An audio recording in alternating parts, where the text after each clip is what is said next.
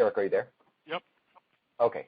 So sounds like a pretty good connection. Again, this is January 27th, 2014. It's 10:40 a.m. We had just done a conference call interview about the Advanced Seismic Warning System project. If you're listening to this right now, go to ericpdollard.com and click on the banner at the top of the page for the Save the Advanced Seismic Warning System, and that'll take you right into the Indiegogo campaign. And even if you can just donate $5, do so. If you can donate a lot more, please do so. There's 20 days left on that campaign. We're already at 50% of the $10,000 mark, which is what's needed for to secure the bond, and anything over that will be applied towards equipment. In this call, as some of you know, Eric has an official Facebook page. Basically, I manage that for him since he doesn't have access to a computer and he doesn't get into the internet and stuff. But Eric's Facebook page is facebook.com/Eric P. Dollard. P is for Paul, Eric's middle name. Again, that's facebook.com/EricPDollard.com. Now, in this Facebook page, there's quite a few people in here that have posted questions. We probably won't have time to go into all of them, but what I'll do is I'll just go one right after another, and, you can just give whatever kind of comment that you want on it. Okay, here's a comment by Stephen Duras. It says, "Hi, Eric. I'm hoping you may be able to help. I'm trying to find a way I can build a low-impedance electrometer that will pick up telluric currents. I have been using dowsing rods for years to show me where these lines are, but want something that will pick them up and enable me to measure their strength, the hertz, and direction. I'm wondering if there is any way you can help. Regards, Stephen."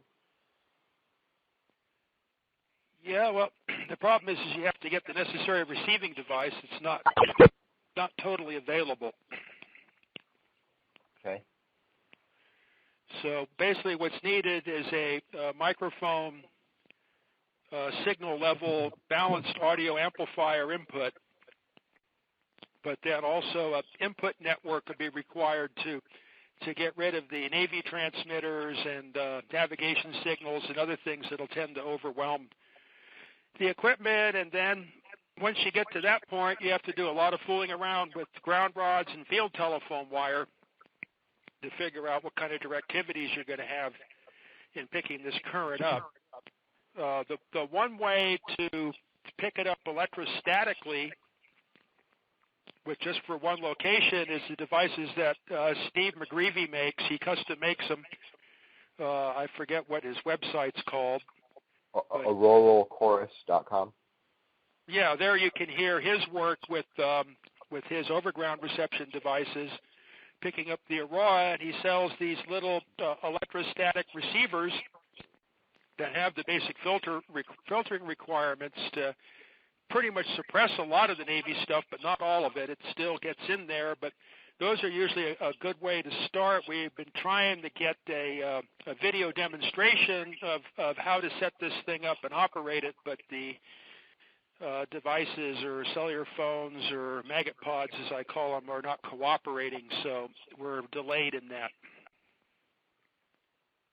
Okay. Once we're done with this call and I get this on YouTube and everything, I'll put a link to this call as a response to everybody's questions, so they can just go and listen to this, and then that's where they can get their answer. Right. Okay, let's see. Now, Stephen DeRoss. Okay. Next person. Aries da Cruz. Dear Mr. Dollard, it seems you've been working at this for quite a while, and I'm wondering why it is that you do not have the system up and running, at least a prototype or something. And I don't know what system he's referring to. I'm purchasing a series of your books, which are sure to be beyond my gray matter, but I will try to inform myself with your ideas best I can. I'm smart enough, however, to put your materials into the right hands, that being the hands of some young electrical engineering talent, which I am willing to finance. I'm currently living and doing business in China, where they are starved for energy. second question, have you ever considered setting up lab here in China? Thanks for taking the time to read this. So his first question is answered by, I have built all this stuff. I've taken it beyond the prototype level. I've taken it to an engineerable level, but it's all been systematically destroyed. And China is not particularly a place I want to go to because eventually we're going to be at war with China. Okay. Let's see. Okay, this is from somebody named Richard Keene. Okay, he's just referencing a YouTube video. Saying this guy demonstrates how to make a monopole magnet. Not sure if that's a big deal or not. Immense thanks for all your work and my best wishes and all that you do. Yeah, and we probably won't be able. We're not going to be able to get into this YouTube video to even see what these people are doing, if they even are making a monopole magnet or not. I've seen a lot of those claims, but people are not really making a monopole magnet. They just think they are. But do you have any comments on a monopole magnet? Well, the telluric transformers that I built on the Tesla design are monopolar, but it's not magnetic, it's electrostatic. Mm-hmm. But you could say that it's monopolar magnetically because it does have a one-lead current output, the neutral. So in a certain sense, you could call it a monopolar electromagnet. Okay. But it's not direct current, it's alternating current. Okay, this is from Yotam Gilad. Hi, I would like to hear your opinion of the, in quotes, polar vortex phenomenon. Wishing you a glorious new year. Well, I don't know. You know, they make up names for every year. They got a different name for the same thing. So all of this weather complication derives from the fact that this particular solar cycle is a dead one, and it looks like the sun's not going to cycle anymore. It's going to go into a period of dim out, and that's causing a massive change in the climate. And this is all coming about by a split. The jet stream now is split in half. So half of it is going through heading towards the equatorial latitudes, and the other half is going over the poles, and that creates a hot spot in the coast of the United States and a very cold spot on the west coast of the United States, the hot spot, and then towards the east coast, it gets proportionately colder. The average value of the temperature, of course, will be the same because one cancels the other, so there is no real change in the temperature of the Earth. There's just a change in how the temperature is configuring itself. And, of course, this leads to a condition of a massive drought in the western United States. This is from Ingrid McLean. Hi, Eric. Discovered you today from a banner at the top of a forum. Fantastic work. I'm working on a book on Commons Beaumont and catastrophism, which takes in grids, hence Kathy, Vedic maths, and Tesla 2. I have a chapter on the power grid where I touched on what you were saying without knowing you had said it, and obviously I don't have the knowledge you do. It was just a hunch. Maybe you would like to write a bit for me to include. Also, would be happy to feature your stuff on our site. We publish Uvarov as well as Commons Beaumont. Have a look. Just finishing a new site for online magazine or similar. We'll be needing interviews and articles soon. Okay, so I'll take a look at their websites. Maybe they can, sounds like they're interested in maybe doing an interview or a paper on some of your work, and maybe even being a ClickBank affiliate where they can offer your books on their website. Okay, so I'll take a look at that after.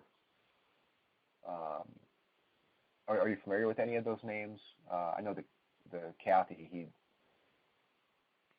became pretty popular with his, I forget, it was Earth Grid theories or what have you, but it appeared to be a numerological thing. I never really found much there that helped me out, but at any rate, he does have a large number of followers.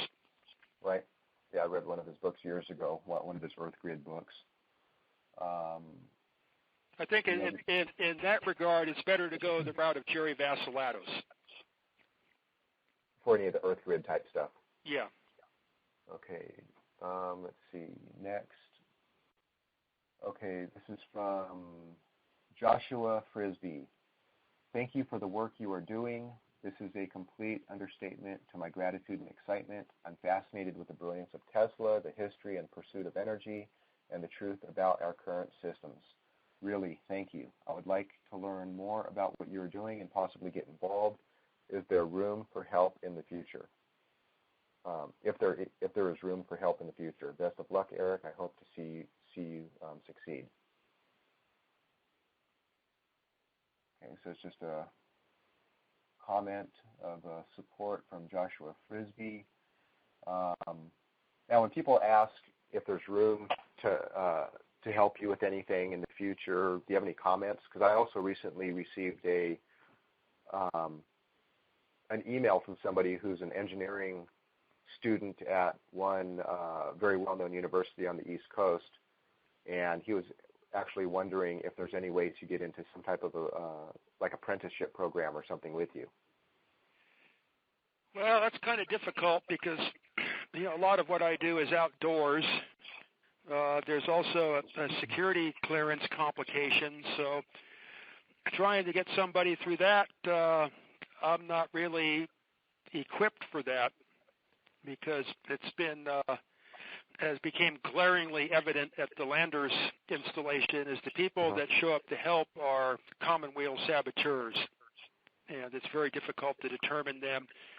Also, they might not be allowed within some of these government facilities, so I don't know quite how to go about that. But, I mean, I can use all the help I can get, but right now I don't have enough materials to really get a bunch of people working on stuff or the space or the means to accommodate all of that.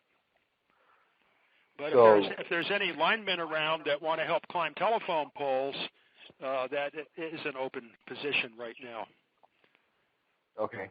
And so if you are qualified for something like that, you're listening to this and you're interested, the best way for people to interact with me is the Lone Pine Post Office. Okay, so you can write Eric directly to express your interest in that if you do have that type of background to Eric Dollard, General Delivery, Lone Pine, California, and is that 93545? Yeah, 93545. So there hasn't been a lot of letters recently. I usually look forward to people's letters because when I move into my hole in the bushes there, it kind of gives me something to work on during the day when I'm not hiking. The Facebook thing, of course, I never see. I don't look at the internet or have any access to that, or don't even encourage other people to do it either. So the best, if you write me a letter, very often you'll get detailed diagrams or descriptions or whatever it is, or I might say something bad about what it is that you said, so you might have to be prepared for that. But at any rate, you will get a response unless it's completely nutso, and there pretty much hasn't been anybody so nutso that I don't at least write them back saying that I received their letter. So I don't. Right now, I'm traveling around so much on so many extremities of these projects that it might take a while. You might have to wait a month or a month and a half, but when I do collect my mail, I donate 2 or 3 days at that location to write everybody back. Okay. Let's see. Yeah, and I'm skipping a couple comments where people are talking about their own theories and stuff like that. We don't really have time to get into. Here is just a comment from Freed M. Kahn. Hello, Eric. The information in your book is amazing, and I'd love to talk to you a bit. My research has incredible strong correlations to yours. I wrote a paper, and in correlation to each, ternary math, Vedic math, cyclic harmonic phase interference maps, and goes into a couple different things, cymatics and other stuff. He has plans to build a new piece of computer upgrade excuse me, to make our machines finally alive, real-time response calculations based on life cycles of functions. Okay, please send me your email address because I don't want to write here on Facebook this kind of information. Okay, so to Freed M. Khan, I would say go ahead and just write a, send a letter directly to Eric at that same address, Eric Dollar General Delivery, Lone Pine, California, 93545, and Eric will write you back. Let's see. Okay, this is just a question from Peter Ciuria, or Ciuria. Apologize, probably not pronouncing that right. He's asking, is there an upcoming event in the Bay Area where you will be speaking? No, everything in the Bay Area is pretty much in opposition to my work. In fact, that's the capital of the opposition to my work. Okay, so Peter, if you're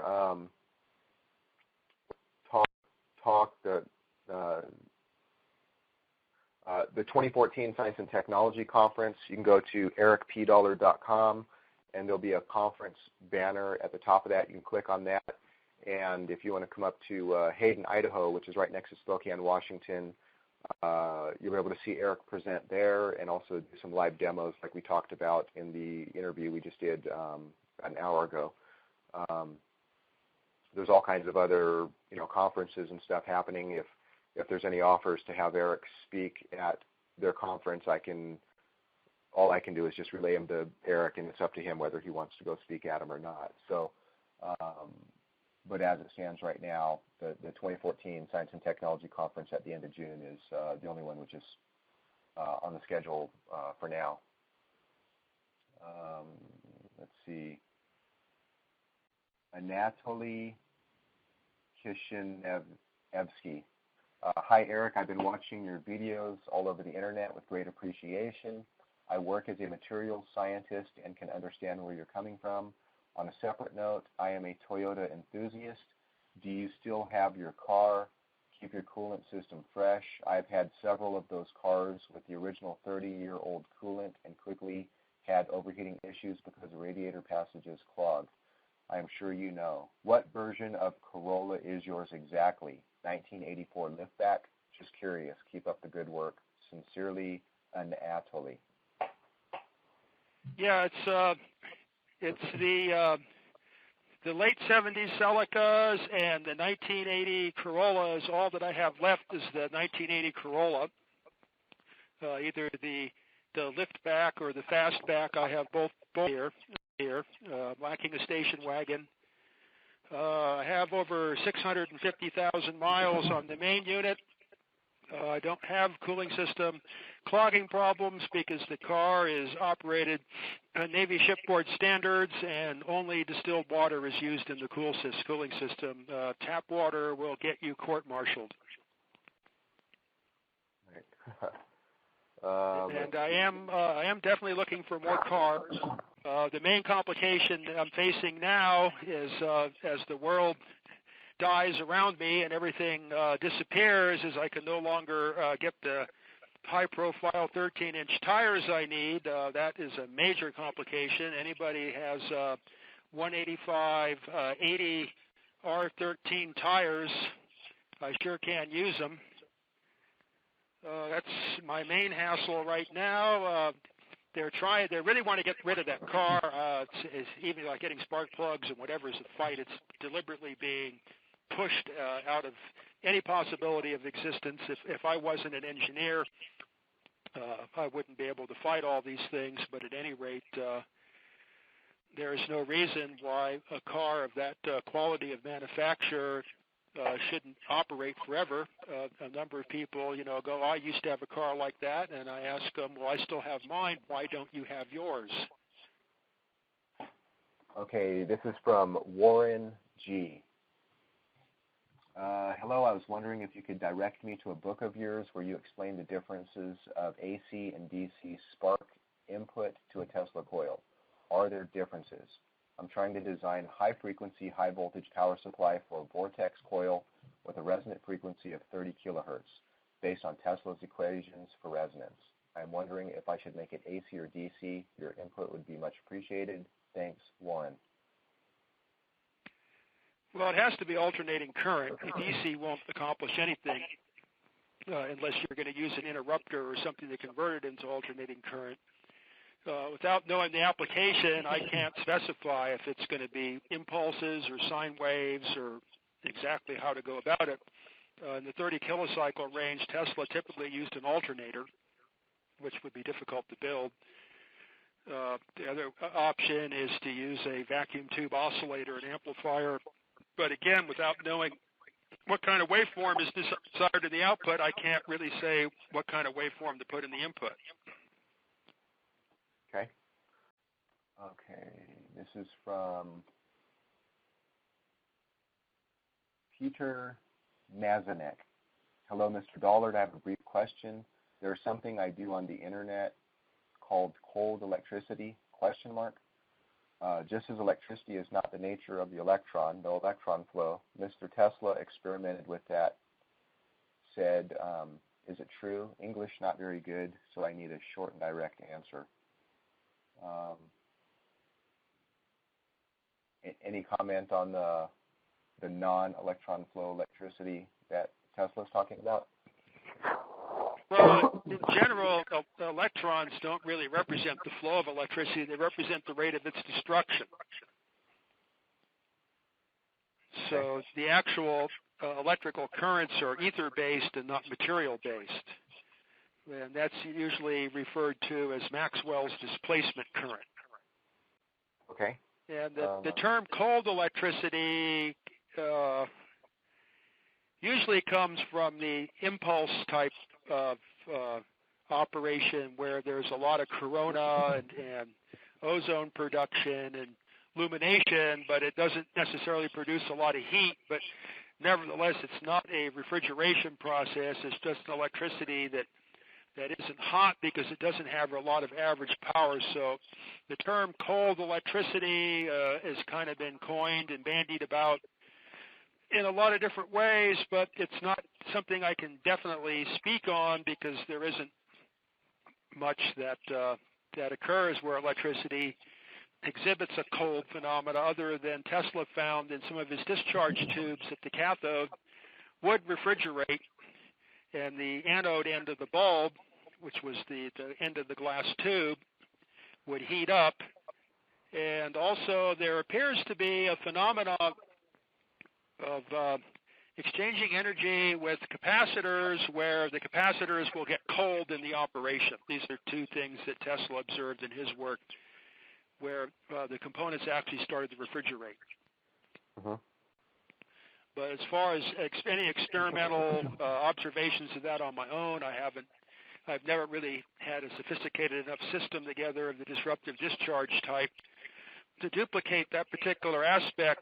The missing element in all of the Tesla impulse designs is the high-speed mercury interrupter, which no one has ever really been successful in duplicating. The spark gap method usually fails miserably and does not give you the desired results. It only approximates it, and the circuits that everybody are using are also not correct.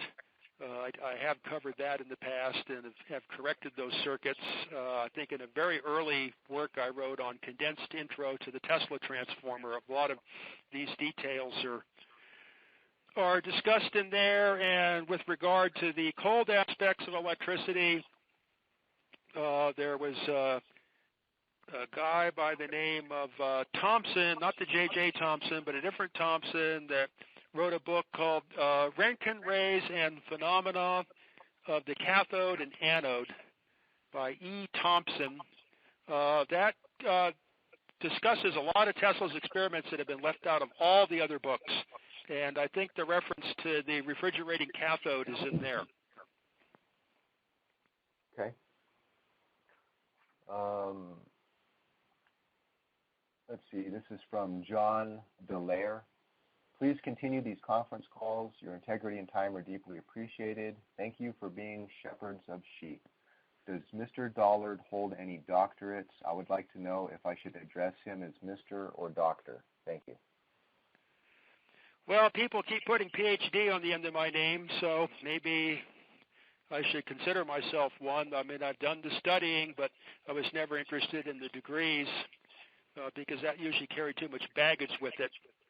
But I did engage in very long intervals of study in the university on my own independent research, and have read over hundreds and hundreds of books on this subject. So I am regarded by the present government agency that I'm working with. They do address me as Dr. Eric Dollard, PhD. So I guess if it's good enough with them, it's good enough with me. I actually read that paper. I saw it, Eric Dollard, PhD. Yep. And they referred to you as Dr. Dollard for sure. Well, the impression was made, so they think that I operate on that level, and I do. That's why I'm getting to do the things that I can do here, because the piece of paper doesn't matter. What I write and what I say indicates that I have that level of knowledge. Well, if anybody would have a doctorate or should have a doctorate in this field, it's definitely you. Well, maybe I do and don't know it, because when I rejoined the RCA station after a long interval of absence and the station getting screwed up by various forces, the technicians there did remark that the Radio Corporation of America, or what was left of the organization, did regard me as a PhD. Okay. And apparently they felt that I derived that from my solar terrestrial work and HF studies at Sonoma State University, which I do. I consider that as a doctorate work.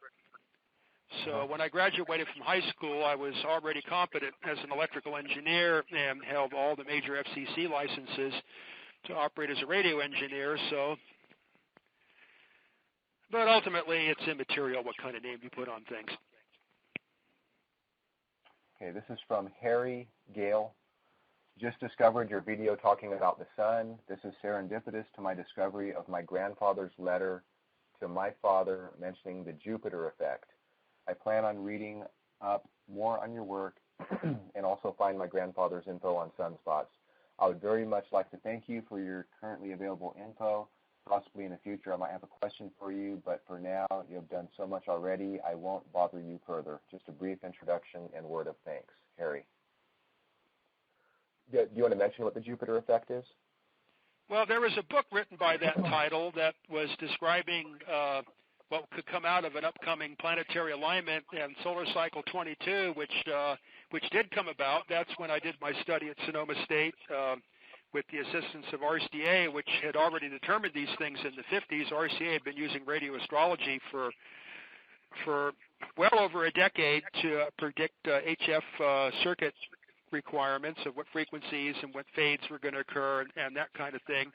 So I'd say, even though the end of the world didn't come out of it like the book suggested, did knock the Earth silly on its orbit, so much so that the clocks had to be changed a very small amount, about what's called the leap second. It was some of the hottest and highest velocity solar gaseous ejections ever recorded. The solar flux rose to levels that were never recorded before, and all this coincided with the planetary alignment. So I'd say with some of the predictions that didn't totally pan out, for a popular understanding, the book The Jupiter Effect is probably one of the best books you can get on the solar terrestrial relationships. Okay. Let's see. This is from Ivan Vedic I. Hi, can we get the book Four Quadrant Representation of Electricity by sending cash on delivery or some other method, not using credit cards as payment method? Yeah, if you want to purchase any of Eric's books or videos, at least what we have available through A&P Electronic Media, you can send a money order or personal check or cashier's check made payable to A&P, that's A&P Electronic Media, P.O. Box 713, Liberty Lake, Washington 99019. Inside there, just include a letter of what you're purchasing, and then give us an email address. Please spell it out in all capital letters so it's easy for us to read, and then we'll send you the download link. And when I put this up on YouTube, I'll have the payment address and stuff at the bottom. But that's how you can do it. Let's see. Okay, there's just a comment from Steven Sanchez. Hi, Eric. I watched a few of your videos. Thank you so much for the info. It's about time for this all to come out. Great work, Steven. Okay, it's just a supportive comment there. Okay, this is from Organite El Paso. Hello, crew. My name is Armando Blanco. Yesterday, I happened to come across a ton of tubes. After reviewing them yesterday, I noticed some were just crazy looking. They were donated to me because I had used a radio tube as a body for a sculpture. Some of these tubes just don't look like what they should be used as sculptures, so I'm here. Take a look at these photos, and if any of these rare ones that you guys can put to better use, please let me know. All I request is a conversation with Mr. Dollard via letter. It's only about Organite and Orgone research. I just like his take on a few ideas. So without further delay, then he posted 4 pictures. Organite El Paso. Okay, go ahead and write Eric Dollard a letter to Eric Dollard, General Delivery, Lone Pine, California, 93545, and then just put your letter in there about these tubes and whatever questions you have. And if you can print out a picture of these tubes, maybe Eric can circle the ones he might be interested in, send you those pictures back, and then you can mail him those tubes if you want. Or actually, I'll be having a address of Steve Hills where you can actually send any of this type of these tubes and stuff if Eric is interested in them. Yeah, even the tubes that I don't use, I can horse trade with the tube dealers to get the tubes that I do need. Okay. So basically, any type of vacuum tube other than kind of like, Compractron TV tubes, those are pretty much, in the surplus business, we just throw most of those straight in the garbage. But any of the older, like RCA radio tubes from the 30s and 40s, Western Electric tubes in particular, Navy radar tubes, that type of stuff, sub-miniature receiving tubes, all of that type of stuff is useful or can be exchanged for stuff that is. Okay, this is from Tom Effilnuck. I apologize, I know I'm not getting any of these names correct, but hi, Mr. Dollard. Thank you for your sublime efforts. Do you know anyone actively experimenting in Southeast Queensland, QLD, NSW in Australia? Please, whom may I be able to liaise with? Just a quick question to confirm my understanding, please. The prime mover that Tesla tuned in for his electrical power generators is the eternal conjugating flux between magnetic and electrostatic boundaries? Question mark. The current that. Oh, go ahead. Yeah, it's not really. That's how electricity comes about. But when he's saying prime mover, he's asking where the source of the energy is. That was never really specified. That's is kind of the mystery in this situation. Okay. He says the current that forms could be termed as electromagnetic current / harmonic current or impulse current, as it contains all frequencies of the electromagnetic spectrum within it. When it flows, it's resisted. It converts into photons. Is that why Tesla glowed when in a closed circuit with his generator? Well, the thing is what has to be realized is Tesla's systems and technology were not electromagnetic, they were electrostatic. And then electrostatic is not really a good word to use, even though it's become commonplace, because most of it was hardly anything static. Impulse currents are the least static thing you possibly could have. They're completely disruptive transients that jump from one state to another and in rapid succession, so there's nothing static about it. So the proper term is to use the one that Faraday originally coined and Steinmetz applied to to correct that semantically, and that's dielectric. So we're dealing with a dielectric technology, a dielectric phenomena. Electromagnetism is actually an interfering element in this type of work. Okay, and then his final question here just says, space-time exists between the electrostatic and magnetic boundaries. Matter appears at their intersections. As the intersections flux, matter appears to flux in space-time, or is this a bit too simplistic? Yeah, it's kind of hard to describe things in terms as easy as that because, you know, these are things that have befuddled the thinkers and experimenters for quite some time, and no one has really resolved this yet, how ether turns into matter and vice versa. Right. And it just says, thanks again for your attention. Kind regards, Tom. And do you know anybody in Southeast Queensland and Australia doing anything? No, I know. You know, I'm pretty isolated, so pretty much all I know about is what's in front of me. This is from Jamie Lee Wolf. Hi, Eric. I just ran across your lecture on YouTube on your theory of anti-relativity. You mentioned briefly that the Earth is filled with energy, in parentheses, she writes magnetic waves. Is it possible to hear these magnetic waves? I'm just curious. I'm not a student of electricity or physics. I'm just curious. Thanks. Have a nice day, Jamie. Well, if you knew the frequencies and the wavelengths and all the stuff that this energy moved at, there would be a way to tap into it, and that's what Tesla had proposed to do, but the specifics of that are not really totally worked out. And my focus is not so much on energy, but the electrostatics and the telluric end of it.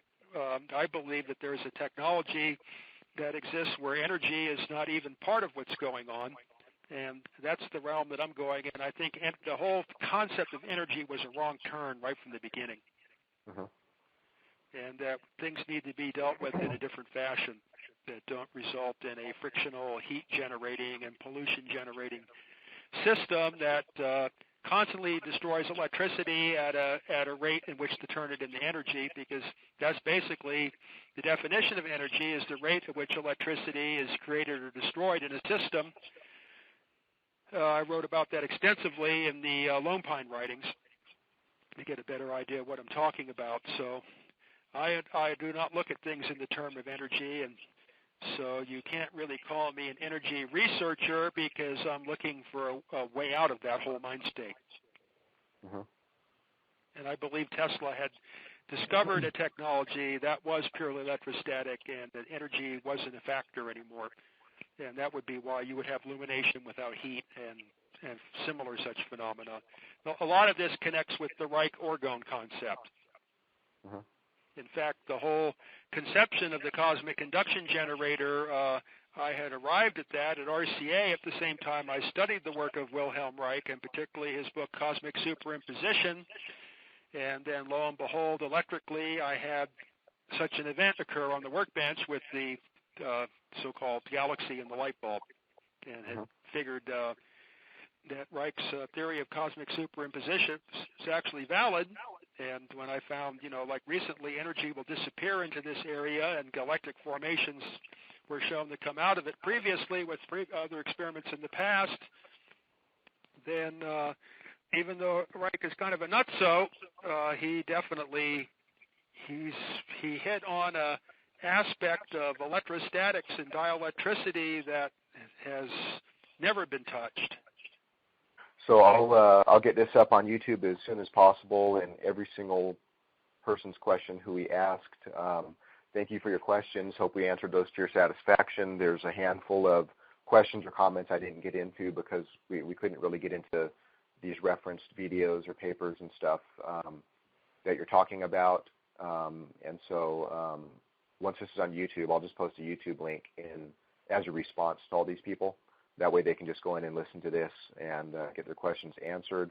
Also, if you're wondering why it took so long to answer some of these questions go back to the middle of November, is because, for one, Eric has not been, at least up here to Spokane, where he has access to the internet with me, so we couldn't really go over these together.